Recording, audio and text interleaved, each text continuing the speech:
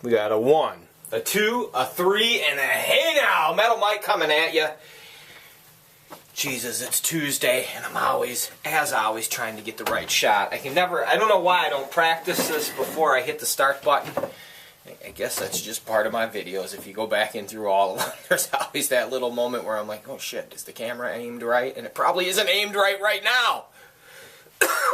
What are we going to touch on this morning? Shit, let's shoot from the hip. That's what I do best. Just talking to you like you're a buddy of mine, which you really are. We just don't know each other.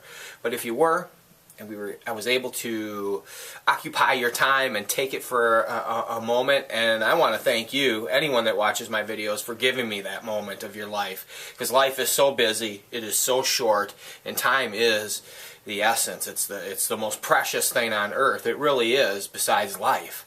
Time. Just reflecting right now of the passion. Why do I do what I do? Why do we collect? Why do we hunt? Why are we pickers? Why are we junkers? For me, those answers are so clear, and they get more clear each day that I'm blessed to be on this earth. At 49 years old, humbled is a word that can't be thrown around lightly. It's the reality of it. At this point, as you age, you begin to realize that life is so short. And this time here is just so special. And when you're halfway through it, as I consider myself right now, boy, you do a lot of reflecting. And let's talk about that for a moment. The passion of why we do what we do, whether it's selling, picking, collecting, dumpster diving, thrift store hunting, whatever it is that you love, there's a reason that we all do it. Are they all the same? Do we all have the same reason for doing it? No, but a lot of us do, and that is pure passion. The passion of getting out there and finding it. And before I start my conversation, my rant, my talk to you, I'm going to tell you who's inspired me for this rant. I just got done reading a article that J.J. Watt of the Houston Texans wrote, and I believe it's called Am I Done?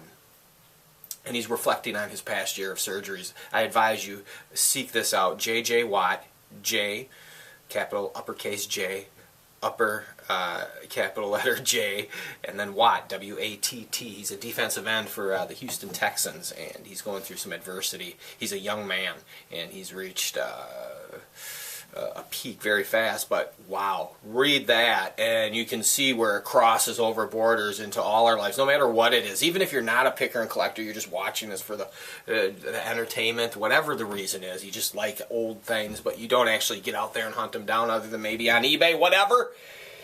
Everyone's got a passion in life, and if you don't, man, you gotta find it. And there's some tips that I can give you to find it if you're searching for that. Try to remember back to when you were young.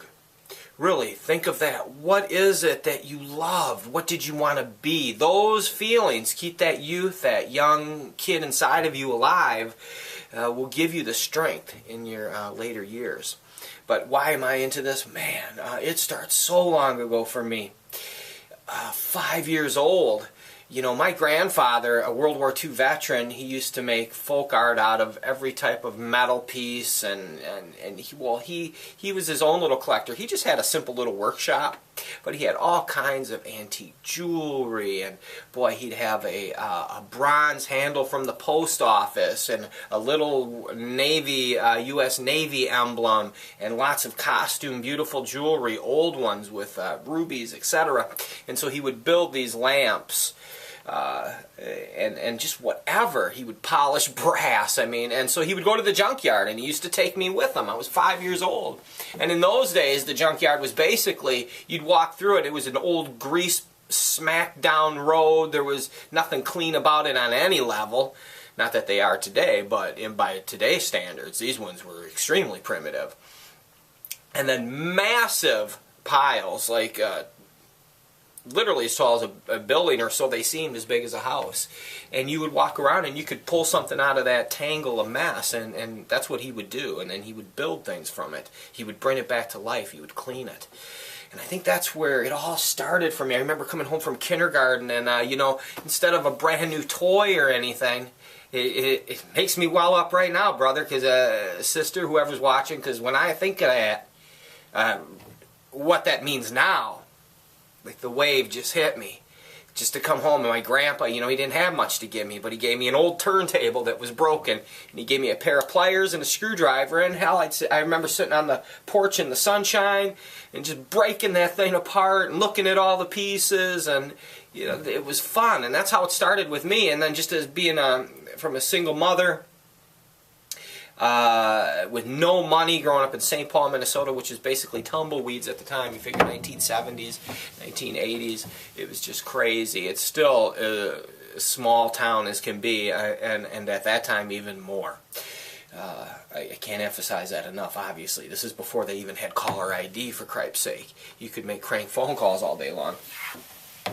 But getting back to that, and then just, you know, spending the days, you know, no money, no food, the refrigerator was empty, the clothes were dirty, holes in my socks, nothing, no family support, not from a good home, etc. I'd walk the streets and get into trouble. And pull shit out of garbage cans, find old motorcycles next to garbage cans, you name it, and drag that shit home. Trading with kids, just always hustling, bartering somehow, you know, trading, who knows, giving 15, 20 bucks and getting like a 175 Enduro Honda, you know, early 80s dirt bike that doesn't run, and just tinkering with it, and pushing it around, and taking it to old hills and rolling down them and trying to kickstart it. You name it, man. I did it. You know, I shined shoes, did things I'm not proud of, would shoplift. Geez, a horrible little rugrat kid. With no discipline, etc. But that one thing that I always gravitated towards was I loved finding old shit. And then it went from that to, we would go to the flea markets on Saturday. And of course we'd hit garage sales, thrift stores. My mom and my dad would take me, and I would get a quarter at the flea market. I'll be damned if I couldn't buy 3 things. I could find I know at the time my passion was old comic books and football stuff. And so I had a lot of stuff like that, and cool toys. I could buy 3, 4 things for 25 cents. I'd spend a nickel here. That's literally what it would cost. Gosh, if I could go back in time. Isn't that what we all say, right? And we could have accumulated so much. You know, growing up in the 70s, being a Kiss fan, I had all that shit. And I could have simply had a paper route, and I could have went out and bought that. And Star Wars figures. I'd be a millionaire today if I had. But no one ever took me aside and explained the basics of life. Like, listen, there's bills coming, there's reality coming. You could take what you love and turn it into something, like investing. And that's why I tell the youth, man, work hard young. As young as you can is your best bet.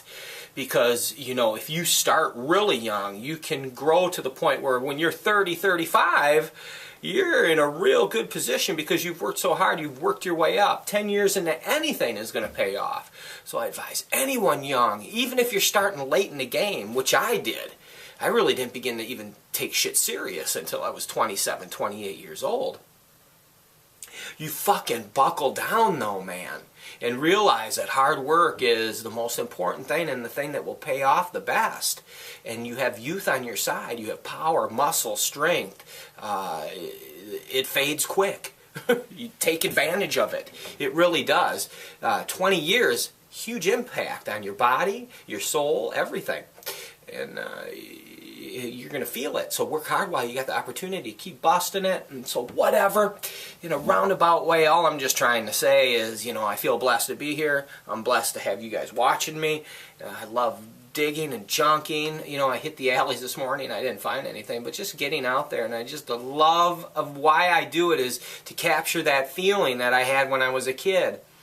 I remember my first dumpster, you know, sitting in the back of a yard and the sun shining and the house abandoned and a fence that was so tall and weeded over. No one could see me in there. And then there were all these old rotted down outbuildings, and the guy had actually taken pieces of wood and made all these teepees. So he had this little wonderland in the heart of St. Paul in his backyard, and obviously passed away, and they were cleaning out his hoard. and shit, just climbing in that dumpster, man. And that's what you try to recapture. That's the passion. That's why I do what I do. It's that rush. It's that high of when you first uncover something. And if you've ever dumpster dived and been in one of those dumpsters that are so golden and so amazing, and you're fucking digging down, and all of a sudden you uncover some beautiful antique, and then you literally have to dig it out of the rubbish like you're digging a dinosaur bone out of the earth.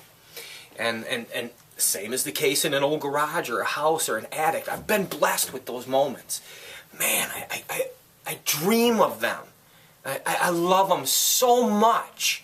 If I only, you know, that's what I had hoped when I started these videos, is because I knew that I had peaked as far as like junking, collecting, hoarding, whatever. I knew I went as far as I could go. Of course, I could build an empire, whatever. That's not the dream.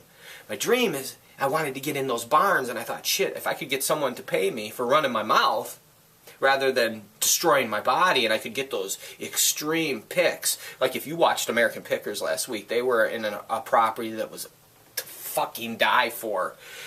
I haven't been in one that amazing, but fucking damn close. Damn close. But boy, that last one last week that they were at, holy fuck. That's what you dream of. Shit like that. And that's why I wanted to get to where their level was, because I wanted to be paid for those moments. Just saving that shit. Fuck. You see all that treasure buried under there. And they had no time to get in there. A guy like me, I used to put the fucking time in. Man, would I fucking... It literally is like digging for dinosaur bones. Layers upon layers upon layers. I've always said that, a little tip. If you're ever going to a garage, let's say it's packed to the fucking ceiling, it's been sealed up for years, what you want to do is get alongside the walls and start there, because that's where the oldest shit is, or just fucking empty out the middle if you're so blessed. But when I used to have to do it, I wasn't able to clean out a building. I would just have to forge through it, basically starting in a corner, fucking filling behind me. But obviously, yeah, it's just those little tips along the walls, the stuff that's been there the longest. That's where you're going to find it. And then, of course, you'll just be digging through complete shit, and all of a sudden you'll find some treasure. You cannot even believe how it got there, how it was saved, and how blessed you are to uncover it, and you didn't break it, and all the pieces are there. It's fucking what a high, what a rush. That's what I miss. You know, that's what I fucking miss. And, you know, right now, I'm just trying to rebuild my momentum to get to that. I don't know how I'm going to get to that point right now, other than keeping my nose to the ground and those moments that pop up very rarely. If you get one a year, you're fucking blessed. One every 5 years, you're still blessed. 1, 2 every 10 years, fucking. Or 1 every 10 years, you're still stoked. I would be. Fuck. If I could own, that's what I would have. I'd love to have this camera. I'd love to have a team of guys behind me filming and just fucking foraging, saving shit. You know, and for the people that own the fucking property, a lot of these people, you know, don't have the energy. It is fucking draining to do that shit. And to help them. And no, this isn't a plea for my own show. I've already been there, done that. Haven't had my own show, but I've been as fucking close as you can get. Signed the 2 development deals. Frustrated? No, because now, you know, that time has passed on, so it's not even the fucking goal anymore. Now I'm just doing this purely for the passion, and I enjoy it, and I'm sure there is a huge part of narcissism, or whatever the fuck the word is. If I said that wrong, sorry, but I believe it's where I'm just pumping my own ego. I like to talk. I always have. You know, and some people feel bad about that. They're like, man, I talk too much, I need to shut up. But it's just always gift of gab, you know, escape while you can. And I've probably gone way too long on this video. I didn't want to do that. I was hoping to hit a short one. I got to get some more items listed on eBay today. You know, Christmas is here. I need to have fucking food on the table. We got bitter cold coming in January, February. Typical, anyway. February. Let me pronounce that correctly. My pronunciation skills are not always that good. Nor is my talk. As you can see, I'm a high school dropout. all book taught. I used to skip school, and I'm not bragging about it either. If I could go back, obviously I wouldn't fucking do it, but I was an idiot and had no discipline at home. I used to skip school and go to the small local library and sit there all fucking day from like when they opened at 9 or 10 o'clock until 3 o'clock, and then I'd go home. Librarians never said a fucking word to me. I'd go into the bathroom, I'd be in there all fucking day. And we're talking a small little library. You look, there I am. And I would just read all day long. And so self-taught, self-educated from the streets. Not bragging, not thinking it's cool, not thinking it's bad. Just the reality of who I am. And fuck, what else did I want to touch on? I know. Oh, the bearded diver. You said not to get excited that you're sending me something. I'm totally excited. You showed me something that was very rad. It has been hard to sit on my and diddle my thumbs and not even ask you about it. But yeah, I'm excited. How could I fucking not be? And when it gets here, if it gets here, because I don't want to be too excited, but if it does, I'm going to film it, and I can't wait. I can't wait to gaze upon it, if that's what it is, in my hands. That would be rad. Now that's the kind of thing that I used to pull out of the dumpster. That's the fucking shit I live for. The stuff where you pull it out of a dumpster and it's over 100 years old and it's got written on the back in pencil, you know, of who it is and who did this. And I've had a lot of pieces like that over the years. I wish I still had them. I had a piece of folk art. Boy, I could go on and on. You'd have to go get another cup of coffee, though. And that ain't going to happen. Because I've got to get on eBay, and I've got to hustle it out. Someone asked me also if you wanted to watch my auctions, Sandford67. SANDFORD 67. That is my eBay seller name. And the guy in Canada, I don't know. I don't sell to Canada. I'm sorry. I just don't ship anything out of the country. I just don't even want to fuck with it. It's just difficult enough shipping in the United States with all the fucking prices and people bitching about paying for getting an item. Whatever the fuck that's all about, I don't know. But yeah, but when you ship out of state, you got to do it priority with tracking number. There we go. That's the word. Where my brain froze. And I just ain't into it. I just, fucking sorry, bro. I don't know why you can't see it. I thought you could at least see my auctions. That's PID. I mean, I'm purposely not doing it to be an asshole. I just, too lazy to fucking ship out of the U.S. Sorry. I need it comfortable. I need to put it in a priority box that I got for free from the post office and ship it out. If someone wants to buy something out of the country and pay priority mail, that's cool. Now, let's see if I touched on everything. I gave my eBay number, or my eBay name, for the guys that asked. Compliments for all the kind words that you guys give me all the time. I totally appreciate it. And that's the only reason I fucking do this video. It makes me feel good inside.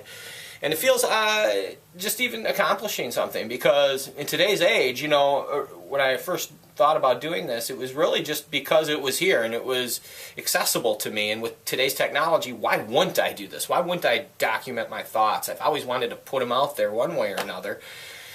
When I was a musician, it was my lyrics and being in a band and being on stage and talking in between songs, etc. When I was at home and with friends, it was about entertaining and making them laugh. I've always enjoyed talking and laughing. And this passion I have, I just love it so much. This kind of just happened. It happened so pure. I mean, I literally, when I was, I think 27, 28 years old, you know, I was doing every type of construction job, whatever kind of fucking shit job, hard job. And when I say shit job, that's only because it's fucking hard, you know, and I have nothing but respect for the people that do that type of work. But it took its toll on me, and I didn't have passion in it. So even though the money was good, I didn't get excited to go do it. And so it just dawned on me one day, literally, because it was very early on. It was probably about 2000, or it was about 1999. And I had the two kids, 2 and 3 years old, that I raised by myself. And so the ex had left, and it was 2000. I had done all these construction jobs and this and that up to that point. But man, I just was so unsatisfied inside. There was just such an ache to just create or do something where I had passion for. And I just was driving down the alley with the kids trying to keep them calm one day, and there was an old vanity. And I grabbed it, nailed it back together, glued it, and I took it over to my stepdad and sold it. And I was like, shit, I just made 25 bucks. And it was like, okay, let's hit the alley again, because the kids, it would calm them. The kids like to drive in the truck. So I would load them up and we'd go hunting. And then it began with that. And then it was like, fuck, this is what I've always done. This is what I did since I was a kid. This is who I am. And then I embraced it, and boy, I exploded into the scene. Then it just really fucking took off, man. Driving old rusty Ford trucks with fucking holes in the floor and just loading the bed with junk. Those were the fucking days. I love them. I miss them. But I'm glad they're over because I got to this point, and now and I'm ready to go to the next level, and that is precise, intricate picking and just junking old school, man. Lamont Sanford, hey now! Driving down the street, when he pulls up in front and Fred Sanford's sitting in that rocking chair and he starts unloading, that's my life. That's what I fucking love. So everyone get out there, find it, do whatever the fuck you do. Write a song, play the guitar, draw a picture, whatever you really fucking love. Don't forget that kid inside. And just do one piece a day even. Write something a day, draw something a day, go out and find something a day. And if you don't find it, putting in the effort is the equivalent. It is just as positive. The more days you put in, you're that much closer to finding it. That's the reality. Every time you fucking strike out, you're that close, that much closer. You're climbing up that fucking hill like this in life. And it don't ever fucking quit. Because it is Mount fucking Everest. I'm halfway fucking there. There are people on the side of the fucking hill, dead, frozen. And you are passing them and leaving them behind. You still got to get to the peak and back down again. Fucking realize it. Be blessed. You are. This is so rad, and it's so fucking short, this life. Do not take it for granted. There are too many good people in the ground 6 feet. There's too many sick kids in the hospital that can't fucking get out of bed. And if that don't drive you, man, you better start thinking, because this is what it's all about. The heart, and just keep going. Stay strong. If you gotta cry, cry. But you get up like Rocky and you fucking fight again. That's what it's all about. That's what I'm talking about. Hey now! Metal Mike, yes!